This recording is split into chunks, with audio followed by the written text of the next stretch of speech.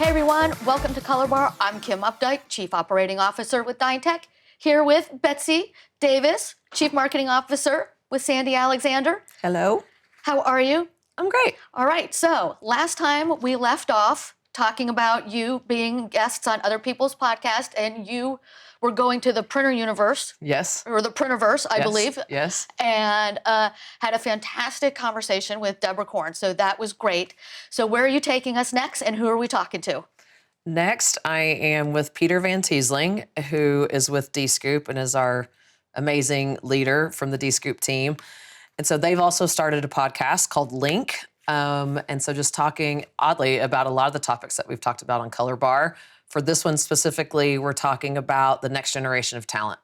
Oh. And so that's been a hot topic for a lot of us on Yeah, Colorbar. well, we've talked about it on Colorbar. I know that several of the conferences that you've attended, it's been a topic of conversation, and just kind of recruiting and growing that talent within our print and marketing space. Yes, absolutely. And have had the opportunity to actually recruit some of that young talent at some of the events that we've attended. So it's fun not only talking about it, but actually executing it and living it. So we're just talking about, what the next generation of talent expects out of the companies that they're working for, what opportunities that they want, how do we create those environments for them to want to enter our industry and enter the spaces that we're in. And also that whole reverse mentoring conversation that we've talked about a lot. Love that idea. It's so good. So I'm excited about it. I was just in an event and we had some students from Clemson that were there, and I'm talking about potentially going to Clemson and talking to some of the students there and just trying to engage as much as we can for this next generation of talent to make sure that we keep this industry alive and vibrant and kicking. Absolutely. Yeah. Well, you were the right person to do that. So, all right, everybody, let's check Betsy Davis out on Link. Hello, everyone. My name is Peter. I'm the Executive Director for Dscoop, and welcome to episode 12 of the Link series. This started as an experiment roughly 2 years ago, and it's going on, and it's really a good tradition, I think, by now to talk about really some important stuff in the industry with one guest that I'll introduce in a second. Just as a reminder, right? So you're here now in this moment. This moment is not going to come back. This is a unique moment. So, thank you for being here, but also thank you for leaning in and participating in this conversation. This is not just about a conversation between me and Betsy. We will pull you in throughout the session. So be prepared. If you have questions, we'll bring you on stage and you can ask them. You can use the chat. If you have questions and you don't want to come on stage, that's perfectly fine. Drop them in the chat. All the way on the right, you can see who's currently in the meeting. You here live have this unique benefit is that you know who's here and the chat is persistent. So you can actually get into the chat after the meeting in the messages section on the platform. You can also connect with others that you see here that you'd like to chat with. So feel free to do so. You have your controls at the bottom of the screen. So you see a little microphone, which means you're muted. You can unmute yourself. You can switch your camera on and off if you like. You also have a little hand to raise. And yes, someone has found the reaction emoji. So definitely that's a great way to encourage us in the conversation here on the stage. If you hear Betsy say something that you really like, let her see that and let her feel your appreciation and your love for those statements. Okay, so basically I would say now take a breath, be present, and let's help make this gathering something that we will remember. And join me in a warm welcome for my special guest of today, Betsy Davis. Betsy, welcome. Hi. Great to have you. Wonderful to be here. Perfect. Betsy, we've known each other for quite a while. You've been an influential voice within Dscoop and on the Dscoop board. I remember our first conference after COVID in Colorado that we're actually going back to in March that you chaired. You're leading from the front at Sandy Alexander, but you also give your time to mentorship community. And you even launched a podcast recently, the Colorbar, which is really great and it's actually the reason why we're here today. But before we dive into the big questions about talent and leadership, I'd love for you to introduce yourself in your own words and maybe share what's keeping you curious lately. And then a second question that you can follow up on. If you can describe the print industry as a person, what kind of personality would it have right now? So with that, Betsy, welcome to the show. Thank you so much. And thank you for letting me be a part of it. I appreciated you reaching out and asking to continue the conversation that we started on Colorbar. So excited to have this. For those of you that don't know me, actually in preparation for today, it's crazy. I realized 25 years ago in August, I joined the print industry, which is crazy. And I was right out of college. I think I posted this on LinkedIn as we were promoting the conversation that I was 23, 24 years old and had no idea what I was doing. Unsure of myself, unsure of what this was, unsure of what print even meant. I think I called ink paint for 2 weeks while I was working on the press. Like I had no idea what I was doing. So this conversation resonates with me personally, just because I was that next generation of talent 25 years ago when I entered this industry. And if you would have told me then that I would still be sitting here and you would have said that I was an influential voice in the industry, I would have told you were crazy. But it means a lot for me to hopefully continue to encourage other Betsy Davises of the world that are starting their careers to join us and be a part of this fun industry. So yeah, for 25 years, I've always kind of played a role in sales and marketing. For the most part, I worked for Consolidated Graphics for 13 years. Worked for Quantum Group out of Chicago for 5, and then it will be 8 years that I've been with Sandy in June. And I'm their Chief Marketing Officer and EVP of National Sales. And to your point, get to be a part of the board of Dscoop, which is so much fun. And I've been on advisory councils and other boards of the industry. And so it's something that I'm just super passionate and love very much. So that's me. And Cool. What am I curious about? Well, I can tell you this. After today, after this session, I'm probably going to be living in budgeting and forecasting land as we prepare for 2026. And so if anybody wants to put this in the chat, I'm exploring and trying to figure out smarter and hopefully AI-driven solutions to be smarter about forecasting and not having to work so hard at it. This year has been one of a lots of ups and downs, and that I feel like we're always reforecasting and really trying to determine where we're going. So I'm curious about tools and solutions that'll help us do that as a leadership team. And you mentioned Colorbar. I'm excited to continue to explore what that could do for us and what's next beyond the podcast. How do we expand that and reach more people with those conversations? And so that's something I'm looking forward to for 2026. And then your last question, which is a good one, the personality. I always say to people, if you're in print, you have to have a little crazy. You got to have a little crazy in you to even be a part of this industry. I think the ink gets in our blood and does something to us. But, Peter, you mentioned this to me about the unpredictability of print. And I would say that unpredictability is one characteristic. It's, where are we going with this? What's next, I think, and also just what our customers and our clients are asking for based on what our consumers are asking for is really unpredictable right now. I think I can feel it from the marketers that we're working with. And so we're having to pivot and be responsive to what they need. And what are we going to do as a print industry to respond to that? But it's also a lot of fun. Like I think about 25 years ago when we were going from we're moving to computer to plate and what an upheaval that was. Multiply that times 30. And I think that's where we're living today. But that's exciting, right? So I think all of us are hopefully ready to embrace it and have some fun with where we're headed in the next, next year, next 3 years with the industry. Yeah. You have a high capability of being receptive to change, right? So, or handling change, or even driving change. I think in that case, definitely. Yeah.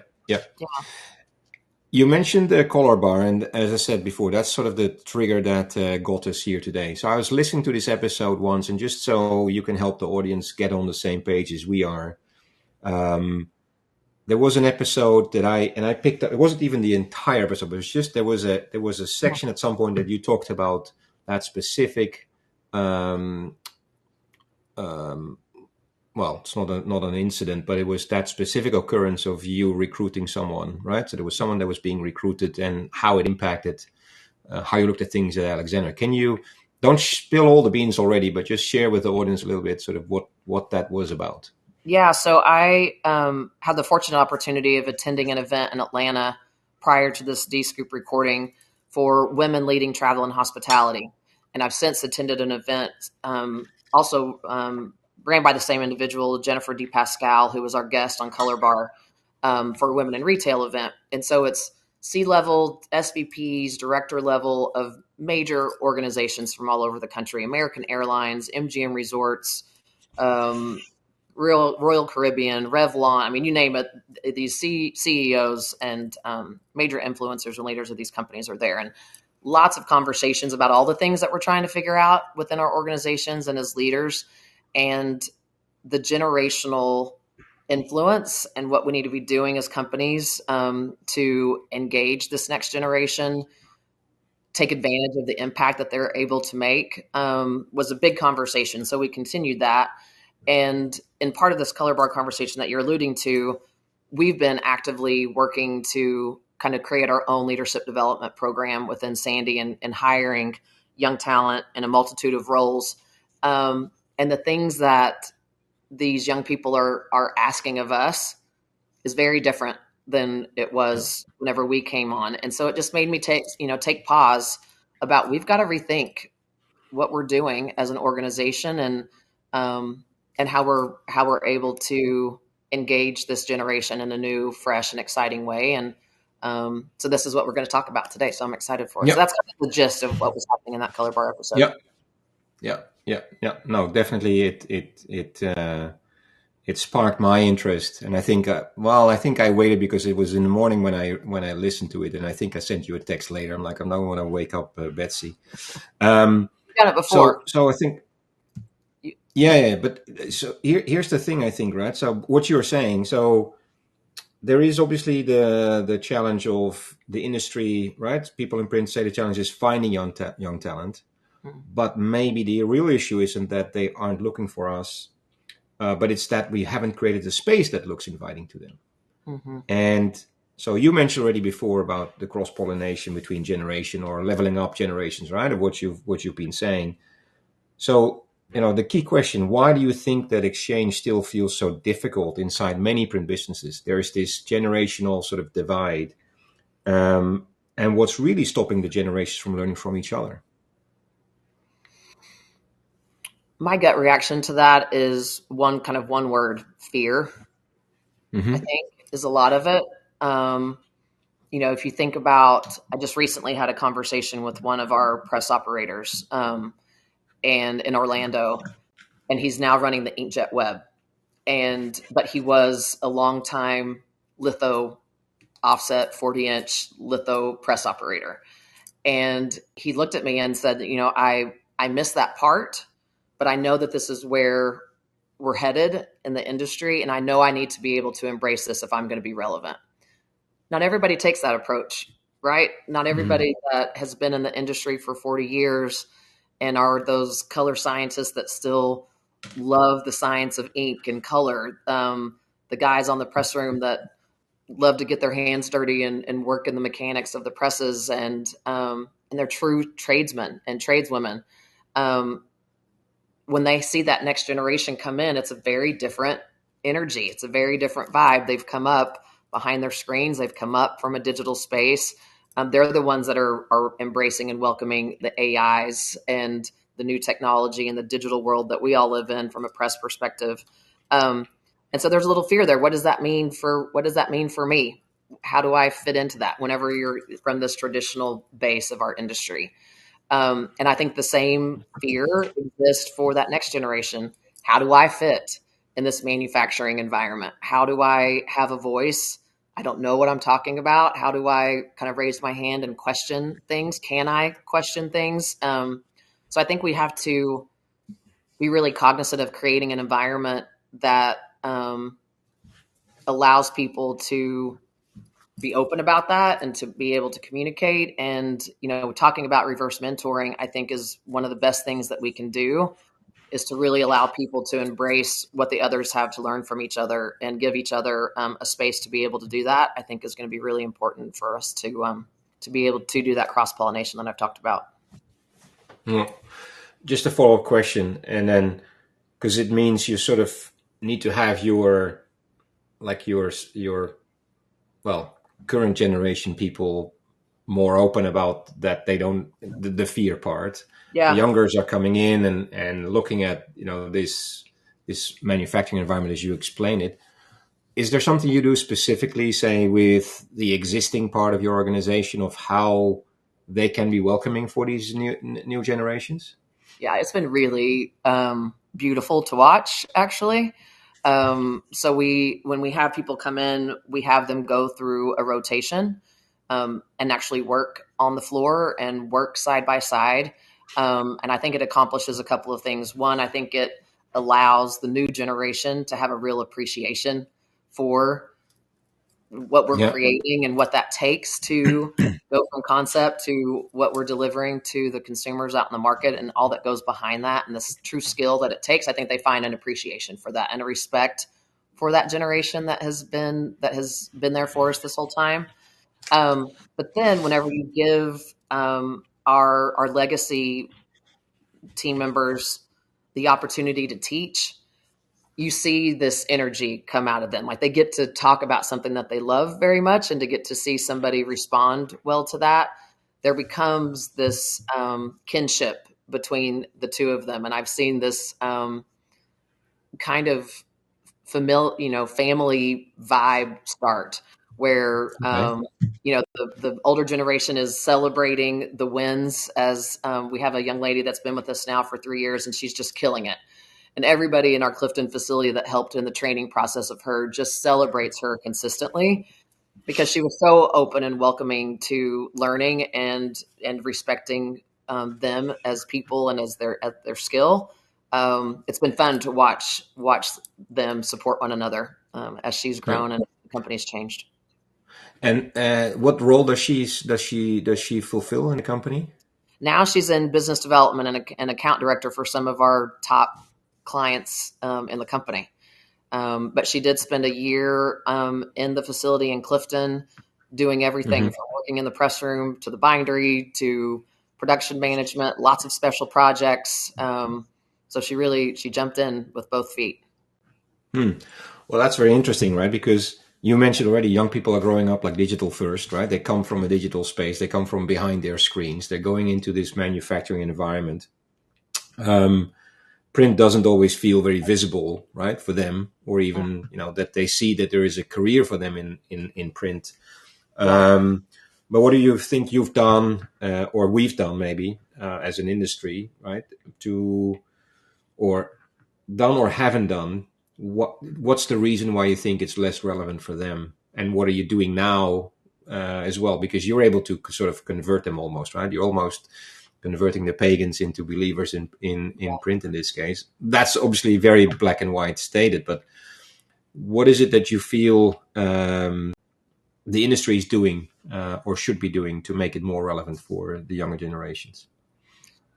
I think we need to be excited about our industry again. I think we need to celebrate how relevant we are. Like I think Hmm. we oftentimes bring students in or bring new employees in from some of the agencies that we work with that they work on their digital campaigns, but they also kind of touch print. And so we bring them into the facility and let them experience it. And it's crazy to see the wide eyes whenever they do these tours, and when we start talking about the brands that we're working with and we start showing them the output of what we're doing, and they recognize how much of our lives print touches. And I think it Yeah. just forgotten. I think it's just been such a, we talk about how digital is a part of our lives. Print's been a part of our lives forever and ever, right? And so it's easy to forget as you drive down the street, there's a billboard that somebody printed. When they go and buy their gummies, it's in a flexible packaging. It's in flexible packaging that one of us probably printed. It's the Yeah. greeting cards and the calendars that you get as a Christmas gift. We printed those. Like I think it's easy to forget that there's something behind that that Yeah. makes that happen. And so I think if we can really vocalize and celebrate what we're doing in this communication space, I think people will get excited about it. I think about a group of folks that we just had come through for an agency, and we produced the Cowboy Carter Beyonce book.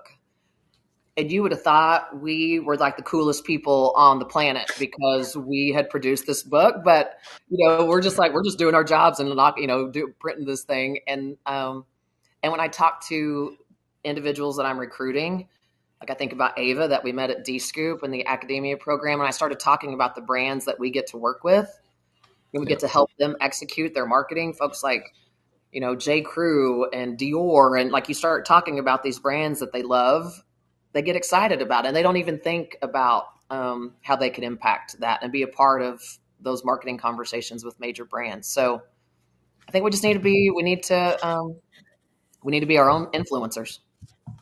Yeah. Yeah, but you bring them in, right? So I mean, you have to actually bring them in to show what it's really like. Do you find that there is a lot of then initial perception? You mentioned just brands and other things that actually see how cool it is. Mm-hmm.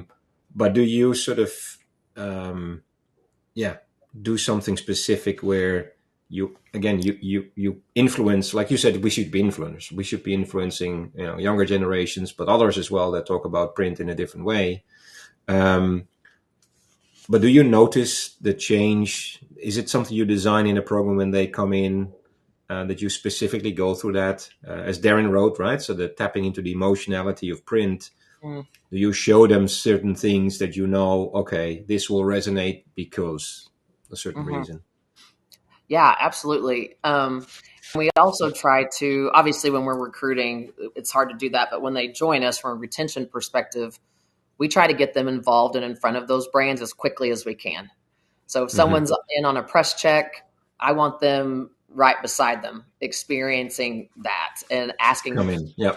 them questions about what they're trying to accomplish. And so when it becomes more of a marketing conversation and understanding what the brands are trying to accomplish for their businesses, utilizing print as one of those channels, that's when they get excited and start to really recognize what they can do what they can influence as well in the marketing world. One of the other things that I think is important is I was just talking to a professor from Clemson, and for us to go as early as we can and speak to the students, and just like we're doing with the academia program, I think about those 100 students that were walking the floor and they were so excited by it. And so if we can find other ways to stir up that kind of energy, which is where I hope conversations like this will get us all thinking a little differently. What can we do as a community to stir up that excitement? Because when we do it, it works. And so we just need to find other avenues to be able to do that. Yeah. I read this the other day about, you do have to pull your weight as industry, right? But as individuals in the industry, you cannot complain that we're not attracting talent and then not do the things that you're doing, for example. Yeah. Right. So that's really, really important. Follow-up question. So once you bring in the younger talent within your organization, you mentioned this, and I think if I recall correctly on the podcast, in the process, it also influenced how you, like your onboarding, right? It's changed a little bit when you bring in younger generations, like what you were explaining. That's the change, right? So you have them go through the entire steps or divisions or departments, right, within the company to understand better what's happening inside. And we've had to pivot and change that process. Okay. And do it quickly. I think I was thinking about this the other day. If you talk to startup tech companies and stuff, they all say this, that sometimes they make quick decisions, and when it doesn't work, they pivot just as quickly. And I think we're having to learn that as well from a traditional manufacturing environment. We're going to have to learn how to make quick decisions and pivot quickly. One of the things we learned was, because everything is so quick and responsive, what they've grown up with has been that they're not going to sit in a department for 6 months and be happy about it. They're not going to sit there for 3 months and be happy about it. As soon as they feel like they kind of get it, they're ready to go learn the next. And so we really condensed the training process, kind of honed in on areas that we thought were even more influential, but to not let them sit and get stagnant. And then I think the other thing that we also learned was that they needed to be a part of us and helping us develop what the training program was. So we had some guinea pigs that we used, but we quickly tapped into them and met with them on a quarterly basis. What's working, what's not working, what would you suggest as we continue to refine this? And then we quickly make them mentors for the next group of individuals that come in, and allow them to to be their mentor. So that's been pretty impactful as well. So your hires are used to doing things quickly, right? You just said, right? Or pivot. They are used to doing things very quickly. Yes. I mean, how did you get your organization? I'm not saying your organization isn't used to pivoting quickly, but if we talk about the industry in general, right? So there isn't. If you Yeah. talk about older generations and not, super quick in adapting or even accepting change. Yeah. How was that culture clash? How did what did you learn from that? That we don't know everything. That's good. Back to the You know, fear, right? yeah, back to the fear. I think, one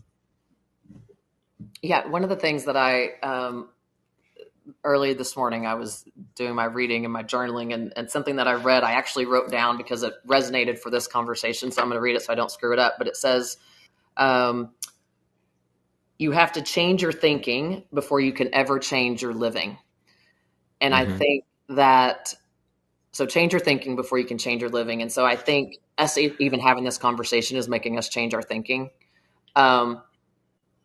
Us starting this elite leadership development program is forcing us to change the way that we think about onboarding a new employee. It's forcing us to think about our work environment. It's forcing us to think about these things that we've never stopped to think about before. But we have to, in order for us to stay relevant. And so that, I think, is us listening. Sometimes we hate whenever we hear, well, why do you do it that way? It's like, your first kind of gut reaction is because, like your mom, because I said so, Because it like, works. because it works. And this is how we've always done it. But I think we all are going to have to really learn to stop and go, you know what? Why do we do it like that?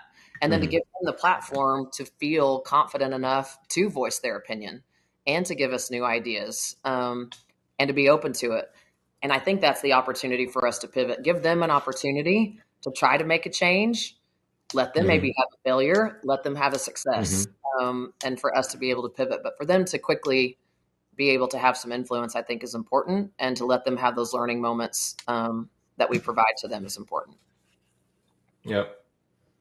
So maybe controversial question, but when you think about what we're just talking about, right? So the sort of the culture friction, fast and change versus relatively slow and no change. Well, no change.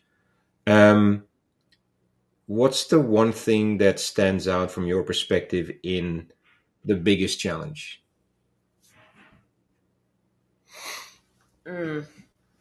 Gosh, I think one of the things I was thinking. I keep talking about budget because it's top of mind.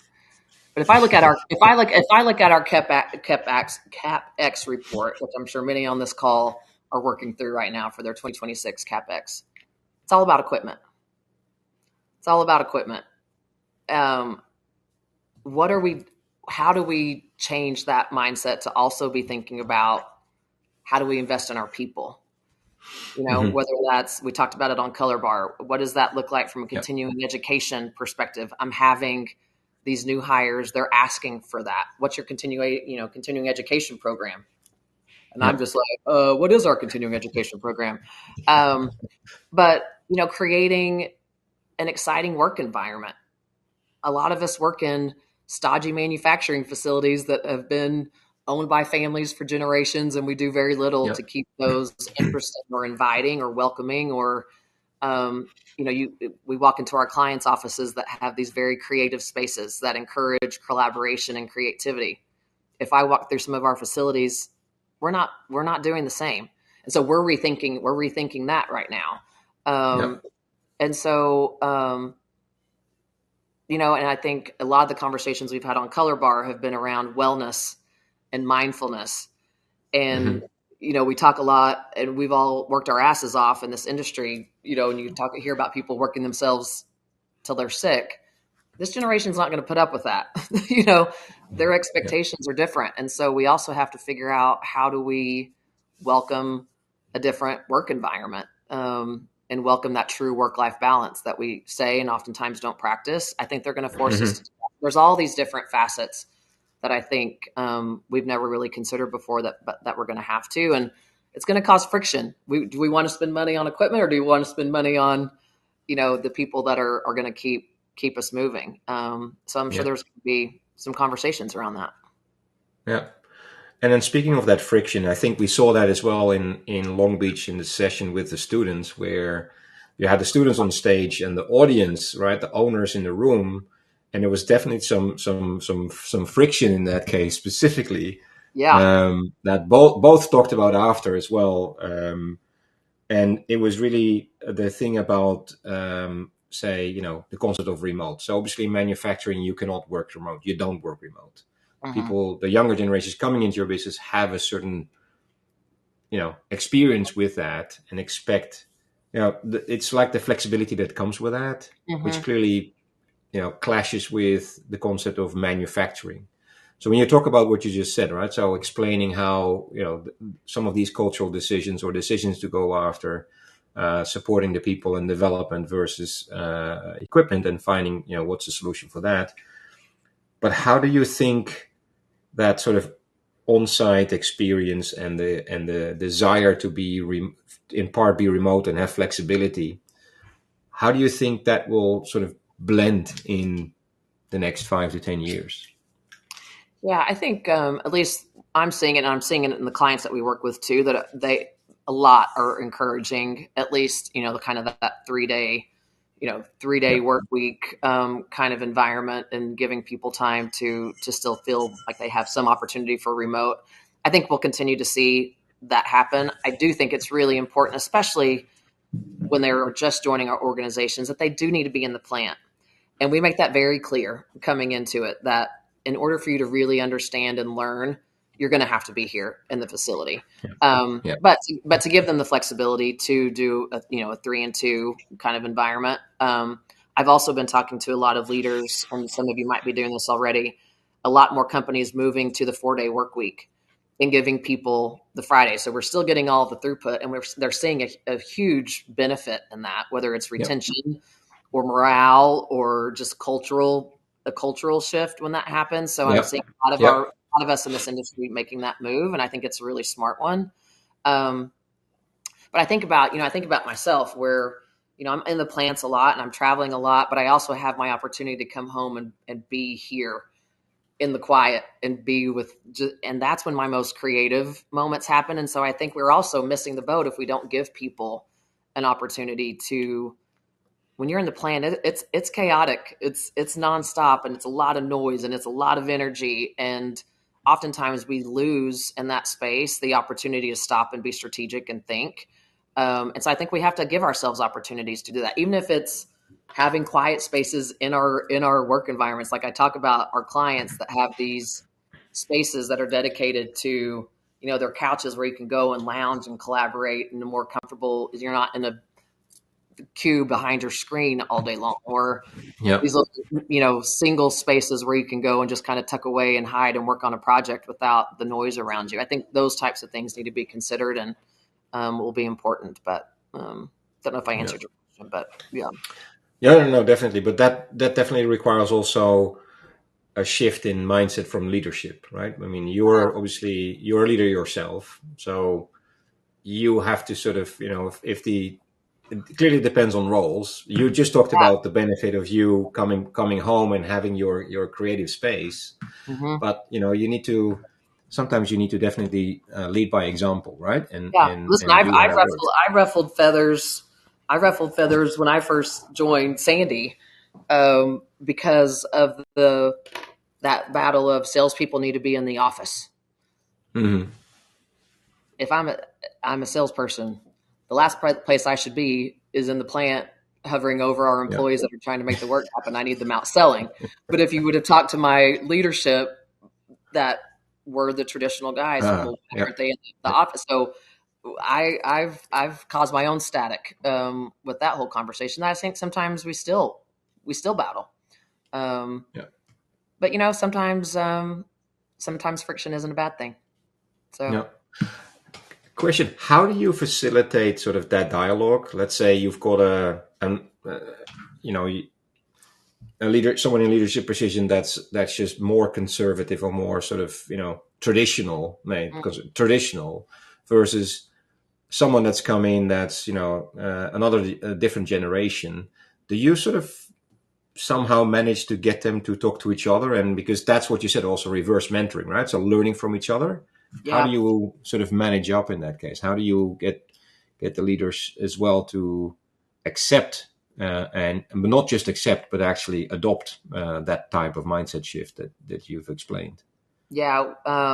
It's actually a fresh conversation, to be honest. We have leadership summits twice a year where we bring in our key management teams. So, the executives and then all general managers and key management across the organization, and, plan our initiatives for the year and have all of that. And one of the things that came up as we were planning for our 2026 event, I want a handful of our young talent to be in the room.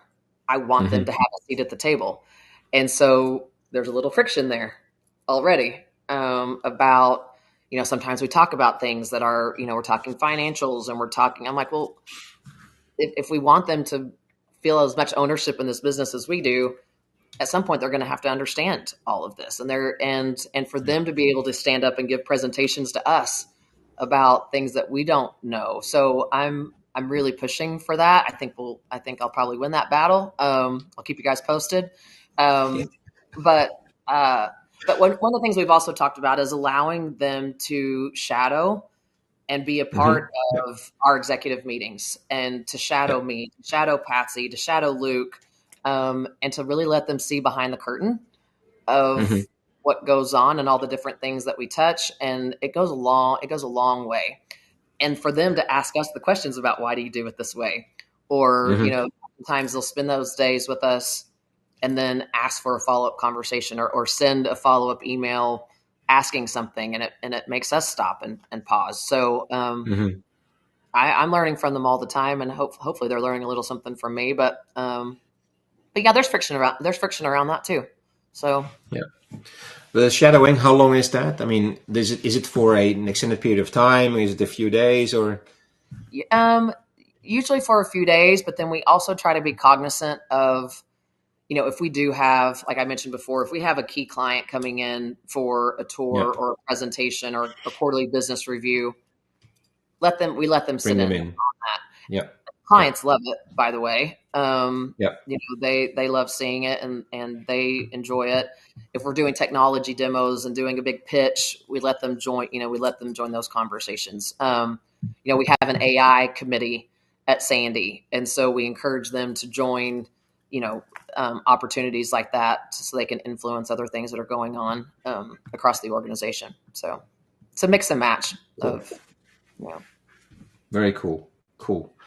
Reminder just for everyone here, come up with your best question, because the one that asks the best question will get the pack of stroopwafels for Betsy to decide. So you better come up with something really nifty to pitch the right question. oh goodness. Just on that leadership part, right? When you think about, again, this was part of that conversation, right? Leveling up generations. When you think about next level of leadership, future leadership, Mm. for a print business where you have tradition and innovation on one side, and clearly you have the younger or the new way of working on the other side. What does that does that leadership look like? I mean, clearly you could argue, okay, the simple maybe is, okay, it's a 30 something maybe that runs the business, or an under 30 something even that runs the business. But where do you think the critical differentiators are within these personalities within leadership? Is it the adaptability to change, or is it someone that's more forceful and just implements what he or she thinks it should be? I think that adaptability to change. I talked about that quick to pivot Yep. conversation, and um, we just attended the print expo, and you just it's like the equipment is changing, the tech is changing. I say this all the time. I talk more data and API integrations and all of that more than I talk ink on paper, and I think Hmm. that's just continue to be the case. And so I think it's also going to need to be somebody that Now we all have CTOs and CIOs on our C-level teams. Wasn't the case years ago. I think that's just going to continue to be the case. Are we going to have an SVP of AI on our leadership teams? I think it needs to be somebody that is always forward thinking. We talk about this a lot within Sandy about we have to continue to stay relevant, and how do we do that? But we also love that we're rooted in tradition, right? There's the roots of who we were as printers, and something that we love very much. And those roots keep us stable and strong, and keep us coming back to who we are as a company. But now the tree is changing, and it's changing often. And so I think you have to bring somebody in that is more adaptable to change, is a tech-minded individual, very strategic and forward-thinking. And I think we're not going to be able to get away with this individual's been a part of the company for 35 years, so now they're CEO. I think, I think there's an opportunity. I think it's changing, and if you want to stay relevant, I just did a podcast with Deborah Korn recently, and I was just talking about, even if you're a small print company, you still need to have your data teams. You still need to have somebody that is tech and forward thinking. That's a key leader in your business to stay relevant. And that wasn't the case 25 years ago, 5 years ago. Before we bring on the first attendee with a question, and yes, I'm looking at you, Helen. One thing I didn't come up with. So has it changed as well in the way you look at recruiting? Are you looking for different things in the younger generation than you would be looking for maybe, in the past? Yeah. Confidence is a big one. I think about Ava a lot. And she just came with this, I don't know, this confidence and this, and you have to have that. I think you just have to innately have that. So that's one thing that I just interviewed a young man that wants to go into sales, and he was on it. And I'm like, I don't have to say anything else. Like, when can you start? I just need you on my team. So there's something about them just having a confidence that's sometimes scary, because sometimes those personalities can be a little overpowering, and that puts us sets back on our heels a little bit. But I think we need to welcome that. I also want to find somebody that has proven that they kind of take the bull by the horns, that they're ones that come from a place of yes, that they say yes to opportunities. They did an internship that might have been off the wall or something, but I want to see somebody that's willing to take risks and put themselves out there and speak up and maybe set us back on our heels a little bit. And I think this is just innate in some of us too, but somebody that's hungry and ready to work. Sorry, but you're gonna have to work. This is get ready, buckle. And we're very honest about that too. Some days absolutely suck, and this isn't easy. And we try to be really transparent in that. And as long as we don't scare them off when we are that transparent, I'm hoping that, there's somebody that can really embrace the craziness I mentioned. Yeah. As long as yourself willing to face the fear of crazy, right? That's right. And keep going at it. That's right. Keep going at it. Okay, so Ellen, here we go. There she is. Pink hair and all. I love it. Hi guys. Hi. Intrigued, Betsy, on this whole reverse mentoring thing. And we, like everybody, I guess, are so keen to bring the younger generation into our business, and as you rightly say, retain them as well.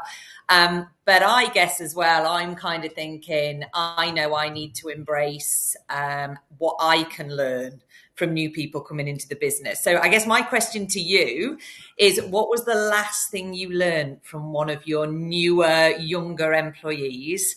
And so I've got probably two questions. What was the last piece of advice you gave to them? So I am super stoked about one of our latest hires. He is a total AI geek. And he's just like, I want to fix this, and I'm going to fix this, and I'm going to fix this. And so I immediately reached out to him, and I'm like, I need your help in figuring out this forecasting situation. And so he's like, I'm on it. Like, I'm on, and I'm excited to show him what I've been doing, and for him to go, what? Like, you're crazy. What are you doing? Like, why did you just spend 17 hours doing that over the weekend when I could have knocked it out for you in 30 minutes? So I'm excited for Logan to be able to put me in my place. So I haven't necessarily learned it yet, but I know I'm going to, and I'm super here for it. So that literally just happened like a few days ago. So that's one. I will also say this, Allie, who's on my marketing team that I've talked to you about before, Yep. Helen. I tell you what, and I need to be better about it. And it's not necessary. I'm just learning her mindset. I think we throw something at her, and within a day, she has figured it out on her own and has just taken it and ran with it. Whether it's we were implementing HubSpot, and so she's just figured it out. We implemented Pardot and Salesforce. She just took it and figured it out. And I'm not as keen on just taking it and figuring it out anymore, And so I think I'm learning from her about push myself out of my comfort zone and learn something new often. And my last piece of advice, it wasn't to one of my employees, but I was with a group of students from Clemson. They came during the tour in Orlando during Print United, and they're all just, excited, and they're all just, and of course they asked me like what, and I said, say yes and be bold. Because you don't necessarily know where your career is going to take you. And you might have your mindset on, I'm going to be in sales and this is what I'm going to do, or I'm going to do this. But if somebody like a Helen comes to you and says, I've got this project or I've got this opportunity and I think you're great, you'll be great for it, say yes. And just let the river take you where it might. And you never know, again, you might be sitting here 20 years from now doing a podcast or whatever is going to be happening 20 years from now. So yeah, I think that's the last piece of advice that I gave, was to be bold. I think we have something similar here where someone I work with has a saying about get the boat out the dock and course correct as you go. And, and that's something that I think that's the confidence thing, isn't it? You mentioned, that confidence to just go for it, Yes. Fail fast, fix quick kind of thing. Right. All those things that we talk about, make that a reality. And I think the energy and enthusiasm of that generation allows them, I think, sometimes to do it more freely than we sometimes allow ourselves to. Mm-hmm. Yep, absolutely. Yeah. Think less, but not too much less. Absolutely. Right? Yes. Very good. Okay, thank you, Helen. So here's our next question asker. No surprise there. Hello, Mr. Farquharson. I feel like the lucky 15th caller. Do I get the tickets? You get the tickets to the concert. We'll see. We'll see. Betsy, some of the postgraduate schools, like Harvard University, for example, you can't go straight from Harvard into their grad school. You have to go out and get some experience. Would you rather have somebody fresh out of college, or somebody who's been out there for a few years and said, I had this job, I didn't like it. They're still looking, but they've got that base to go by? Which would you prefer? So the young man that I just talked about is the one that's been in the workforce for a couple of years, and he wasn't crazy about the leadership and culture of the company that he's with, but he has some fire in him, and he learned a lot. You can tell he learned a lot through that process, and I think has a lot to bring to the table for us. So yeah, I'm excited about it. There's something to be said for having your feet a little bit wet, because you kind of have hit some of the rocks in that river that we were just talking about. And so you don't just think everything is rosy and rainbows and butterflies.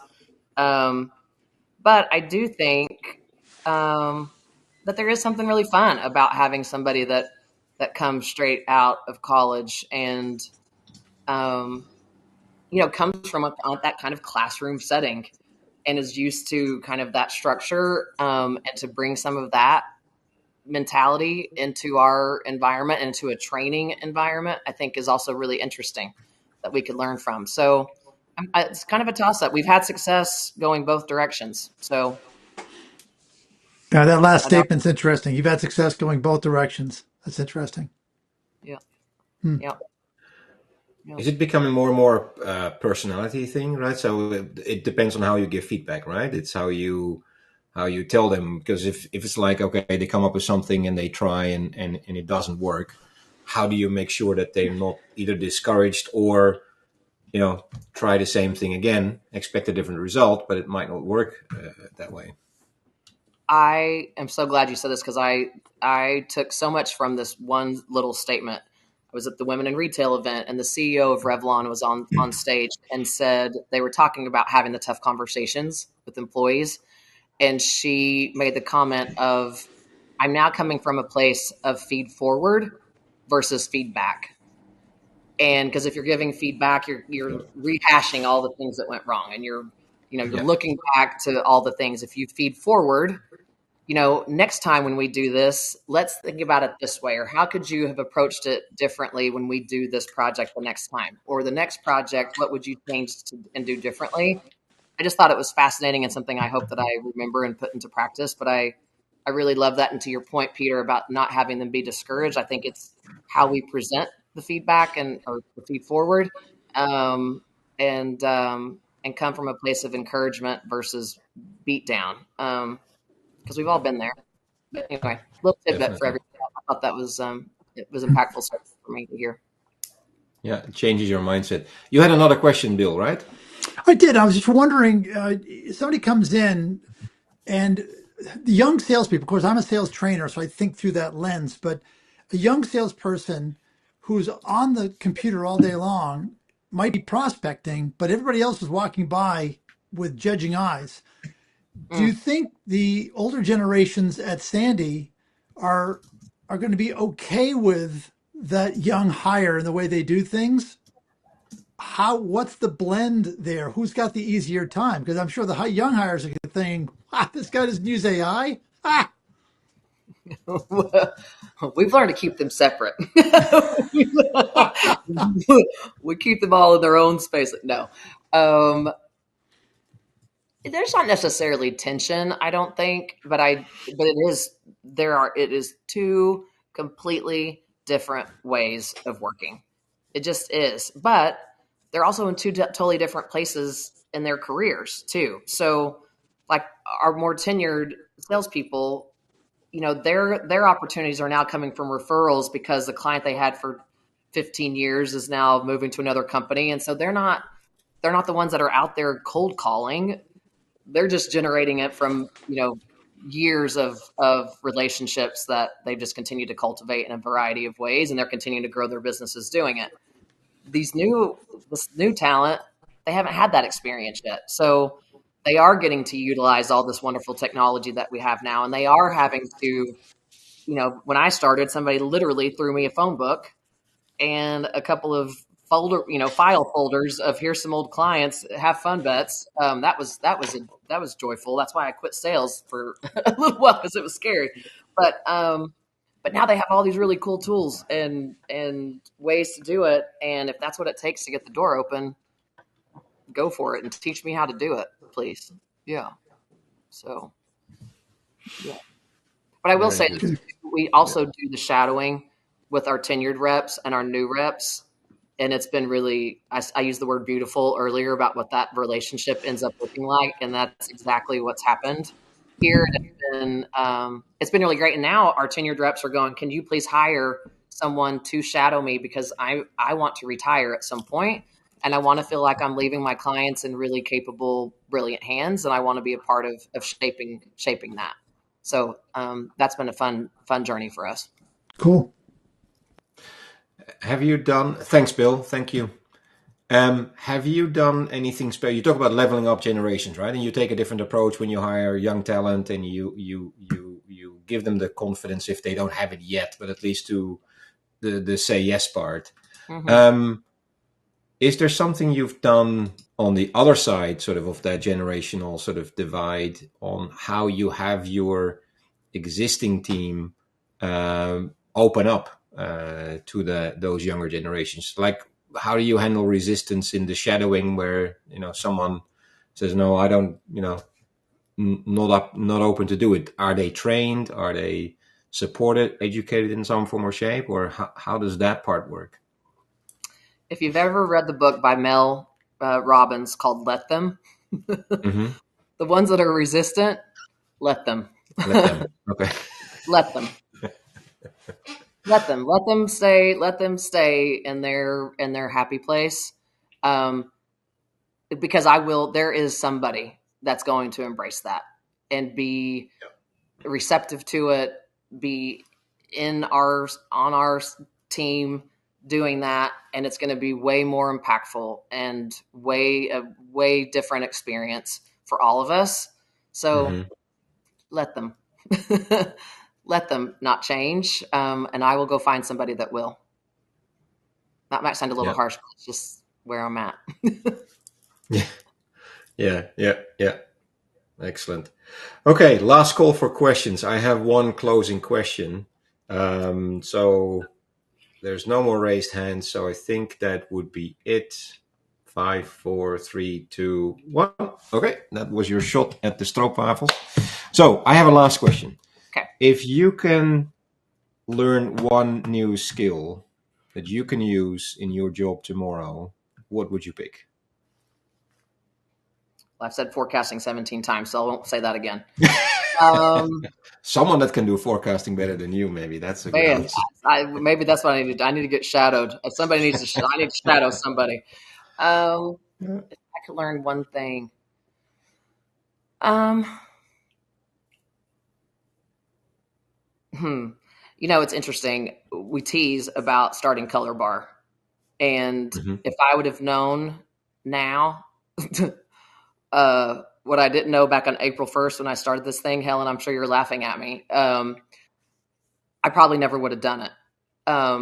Because I literally gave myself a 5th job, but it has been so much fun, and I've had a lot of fun learning.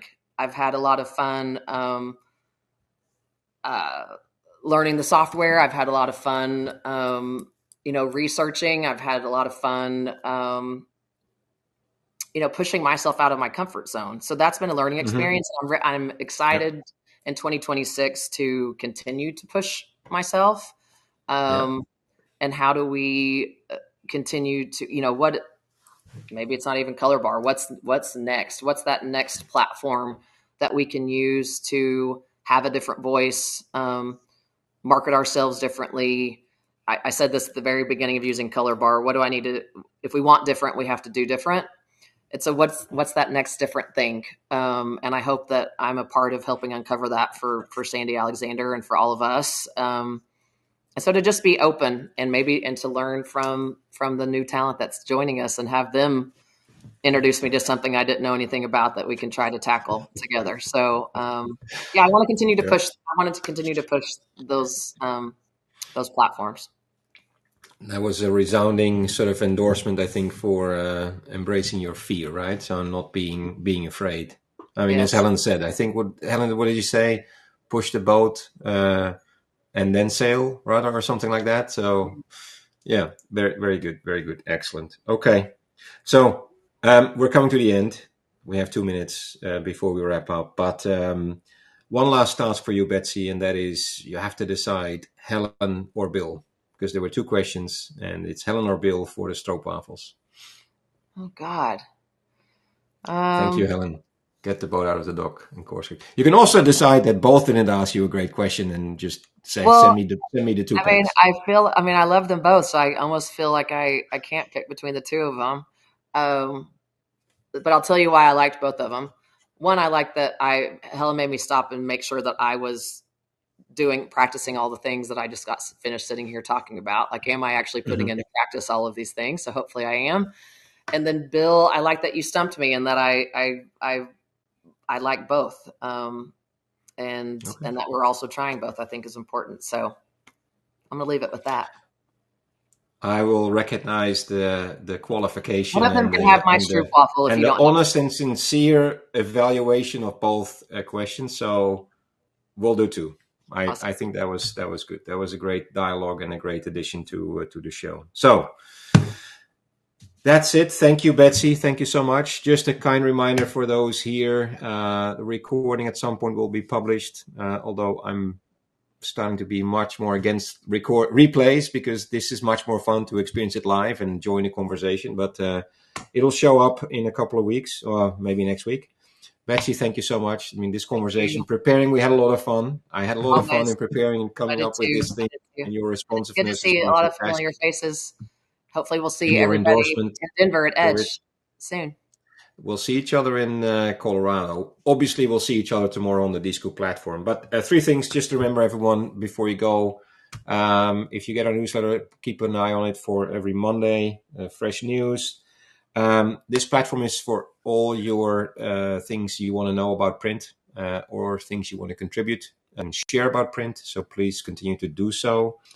And then last but not least, if you want to continue the dialogue on talent and everything else, we have forums on our website that you can continue this conversation. Give it up for Betsy. I would say, Betsy, kudos to you. Bragging rights on John being, eclipsing his number of people in the show. You got to tell Bailey. I beat him by one. I beat him by registration. But and then Betsy, I think thank you for sharing your insights. Right, this was a great conversation. I threw a couple of questions at you that we didn't sort of prepare because obviously this doesn't happen without preparation, right? So we do prepare on paper and we exchange ideas and how this could work.